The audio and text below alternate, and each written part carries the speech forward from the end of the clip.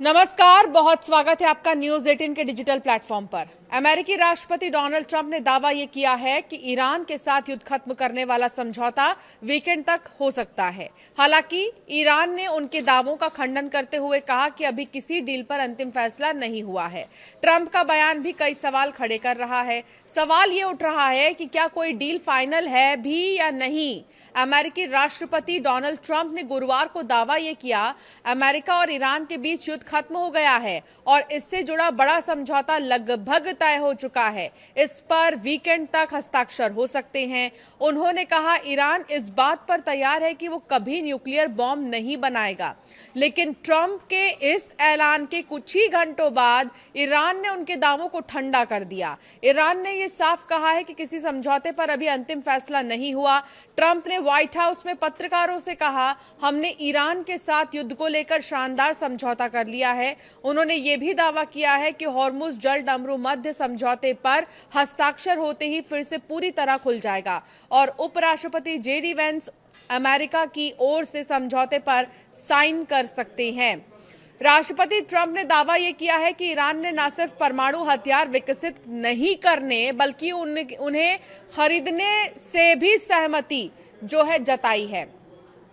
एक कार्यक्रम के दौरान समर्थकों से ट्रंप ने कहा कि सबसे बड़ी बात यह है कि ईरान के पास कोई परमाणु हथियार नहीं होगा, ना वो उन्हें बनाएगा ना खरीदेगा। ट्रंप के मुताबिक शुरुआती समझौते में सिर्फ परमाणु हथियार विकसित ना करने की बात थी। उन्होंने कहा, मैंने पूछा कि खरीदने का क्या होगा। उन्होंने कहा कि ये शामिल नहीं है। 2 दिन बाद वो इस पर भी सहमत हो गए।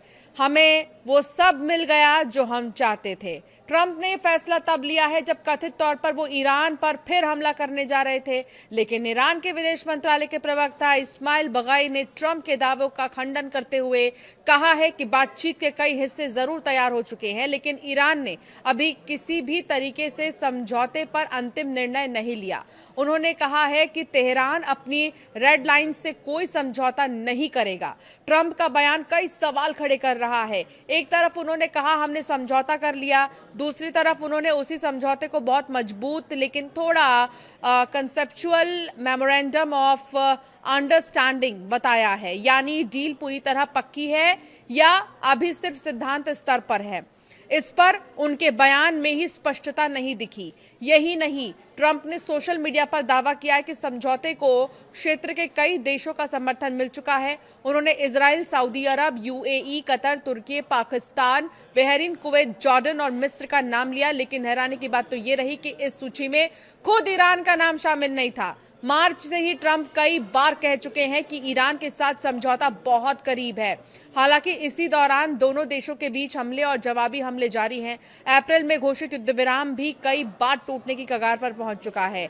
गुरुवार को ट्रंप ने यह भी कहा कि उन्होंने ईरान पर प्रस्तावित अमेरिकी हवाई हमले रोक दिए क्योंकि बातचीत बढ़ रही है। हालांकि साथ ही उन्होंने ये भी साफ किया है कि ईरान पर दबाव बनाए रखने के लिए अमेरिकी कदम जारी रहेंगे। राष्ट्रपति ट्रंप के ईरान पर प्रस्तावित सैन्य हमला टालने के फैसले के बाद वैश्विक बाजार में तेल की कीमतों में गिरावट जारी है। शुक्रवार को ब्रेंट क्रूड $1.21 यानी कि 1.3% गिरकर लगभग $89 प्रति बैरल पर पहुंच गया। तो वहीं अमेरिकी WTI क्रूड $1.23 यानी 1.4% टूटकर $86.48 प्रति बैरल पर आ गया। साप्ताहिक आधार पर भी दोनों बेंचमार्क में गिरावट दर्ज की गई। ब्रेंट क्रूड 4.2% और WTI 4.4% नीचे रहा। लेबनान के विदेश मंत्री यूसुफ रागी ने फ्रांस के विदेश मंत्री जीन नोएल बारो से मुलाकात कर इजराइल हिजबुल्लाह संघर्ष को खत्म करने के प्रयासों पर चर्चा की है। बैठक के बाद जारी जानकारी के मुताबिक बारो ने इजराइल के साथ मध्यस्थता वाली वार्ता में शामिल होने के लेबनानी सरकार के रुख को साहसिक बताया है। रागी ने उम्मीद ये जताई है कि यह बातचीत युद्ध विराम और इजरायली सेना की पूरी वापसी का रास्ता खोलेगी। अब सवाल यह है कि असली अड़चन कहां आ रही है अमेरिका और ईरान के बीच।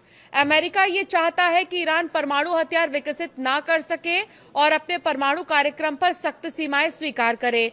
दूसरी तरफ ईरान अंतर्राष्ट्रीय प्रतिबंध हटाने, विदेशों में जमी अरबों डॉलर की संपत्ति रिलीज करने हॉर्मुज में अपनी भूमिका को मान्यता देने जैसी मांगों पर अड़ा है। ऐसे में ट्रंप के डील लगभग हो गई वाले दावे और ईरान के अभी फैसला नहीं हुआ वाले बयान के बीच बहुत बड़ा अंतर दिखाई दे रहा है। आपकी क्या राय है इस पर, हमें जरूर कमेंट कर बताएं।